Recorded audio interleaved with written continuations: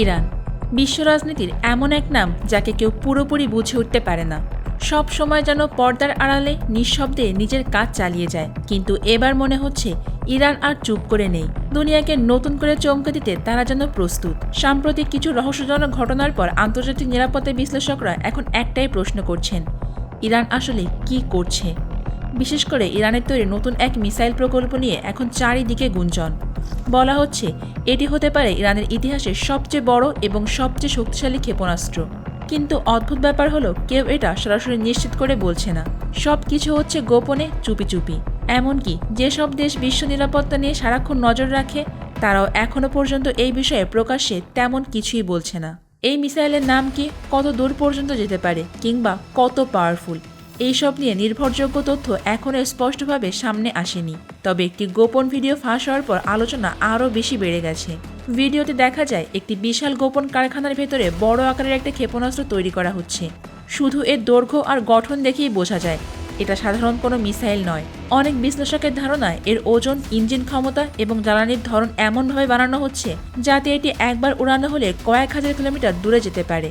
সবচেয়ে অবাক করার বিষয় হলো এই প্রকল্প নাকি তৈরি হচ্ছে ইরানের দক্ষিণাঞ্চলের পাহাড়ের নিচে গভীর একটা গোপন সামরিক ঘাঁটিতে, এমন জায়গায় যেখানে সাধারণ মানুষ দূরের কথা।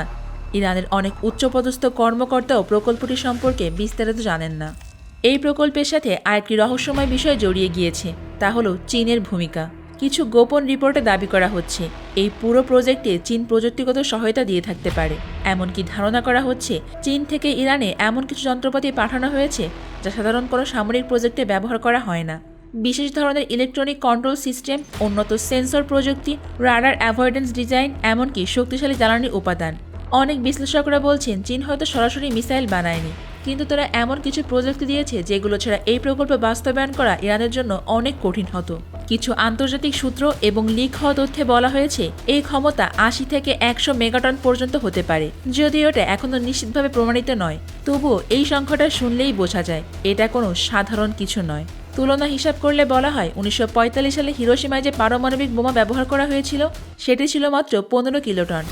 তাহলে সেটি হবে প্রায় 800 গুণ বেশি শক্তিশালী। এখন প্রশ্ন হচ্ছে ইরান এমন কিছু বানাতে চাইছে কেন? এ ধরনের প্রযুক্তি পৃথিবীর হাতে গোনা কয়েকটি দেশের কাছেই আছে। আর ইরান যদি সত্যি এমন সক্ষমতা অর্জন করে তাহলে তারা সামরিক শক্তির দিক থেকে সম্পূর্ণ নতুন এক পর্যায়ে চলে যাবে। সাধারণত কোনো দেশ যখন পারমাণবিক বা অত্যন্ত শক্তিশালী অস্ত্র তৈরি করে তখন সেটা তাদের নিরাপত্তা নিশ্চিত করার জন্যই করা হয়। কিন্তু ইরানের ক্ষেত্রে সময়টা খুবই গুরুত্বপূর্ণ, কারণ এই মুহূর্তে মধ্যপ্রাচ্যের উত্তেজনা চরম পর্যায়ে। ইসরায়েলের সাথে দ্বন্দ্ব, আমেরিকার নিষেধাজ্ঞা, সৌদি আরবের সাথে রাজনৈতিক টানাপোড়েন, সব মিলে পরিস্থিতি এমন জায়গায় গিয়ে দাঁড়িয়েছে যেখানে ইরান হয়তো মনে করছে শক্তি না বাড়ালে টিকে থাকা কঠিন। ইরান আগেও বহুবার বলেছে তারা যুদ্ধ চায় না, কিন্তু বাস্তবতা হলো তারা বছরের পর বছর ধরে নিজেদের সামরিক শক্তি বাড়িয়ে যাচ্ছে। সাম্প্রতিক সময়েও একের পর এক নতুন ক্ষেপণাস্ত্র পরীক্ষার খবর আন্তর্জাতিক মিডিয়ায় এসেছে, আর প্রতিবারই ইরান বলে এসেছে এগুলো তাদের আত্মরক্ষার জন্য। কিন্তু এখানেই প্রশ্ন ওঠে, যদি আত্মরক্ষার জন্যই এত কিছু বানানো হয় তাহলে এত গোপনীয়তা কেন? কেন পাহাড়ের নিচে তৈরি করা হচ্ছে এই মিসাইল? কেন এমন প্রযুক্তি ব্যবহার করা হচ্ছে যেগুলো নিয়ে বিশ্বজুড়ে এত আলোচনা তৈরি হচ্ছে? এই প্রশ্নগুলোর উত্তর এখনো কেউ নিশ্চিতভাবে দিতে পারছে না। চীনের সম্ভাব্য নীরব সমর্থনও এই গল্পকে আরও বড় করে তুলেছে, কারণ চীনের মতো শক্তিশালী রাষ্ট্র যদি ইরানকে প্রযুক্তি দেয় তাহলে সেটা শুধুমাত্র সাহায্য নয়, বরং আন্তর্জাতিক রাজনীতিতে এক ধরনের শক্তির বার্তাও। অনেক বিশ্লেষকের মতে এটা ইঙ্গিত দেয় যে বিশ্ব রাজনীতির নতুন এক শক্তিশালী ব্লক ধীরে ধীরে তৈরি হচ্ছে, যেখানে কিছু দেশ একে অপরকে নীরবে সহযোগিতা করছে। তবে সবকিছুর মাঝেও একটা বিষয় মনে রাখা জরুরি, ইরান এখন পর্যন্ত এই মিসাইল বা বোমা প্রকল্পের কথা প্রকাশ্যে স্বীকার করেনি। সরকারিভাবে তারা বলেছে তাদের সব সামরিক প্রস্তুতি আত্মরক্ষার উদ্দেশ্যে এবং তাদের লক্ষ্য আগ্রাসন নয়। এই মুহূর্তে বিশ্ব রাজনীতির বড় শক্তিগুলো ইরান, চীন, আমেরিকা এবং অন্যান্য দেশগুলোর প্রতিটি পদক্ষেপ গভীরভাবে পর্যবেক্ষণ করছে আন্তর্জাতিক গোয়েন্দা সংস্থাগুলো।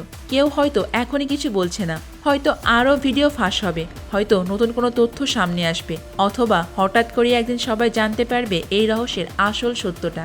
কারণ অনেক সময় সবচেয়ে বড় খবরগুলো আগে আসে না, বরং আসে হঠাৎ করে। আর ইরান ঠিক সেইভাবেই কাজ করতে অভ্যস্ত, চুপচাপ, নিঃশব্দে, কিন্তু ভয়ঙ্কর পরিকল্পিতভাবে।